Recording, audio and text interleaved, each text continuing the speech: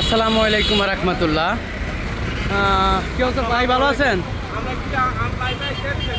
হ্যাঁ, অবশ্যই পারেন। আসসালামু আলাইকুম রহমতুল্লাহ। কেমন আছেন সবাই? আপনারা দেখছেন এ হচ্ছে বুগদাদ পরিবহন।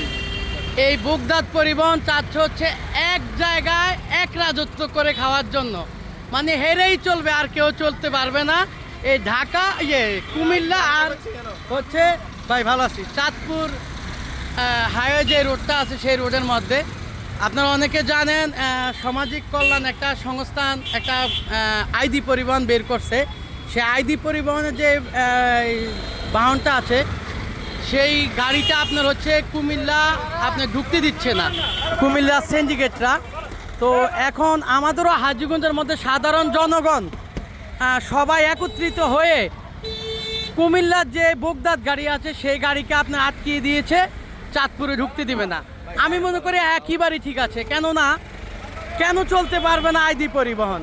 আইডি পরিবহন যদি না চলতে পারে তাহলে আমি মনে করি এই বুগদাদ পরিবহনও চলতে পারবে না।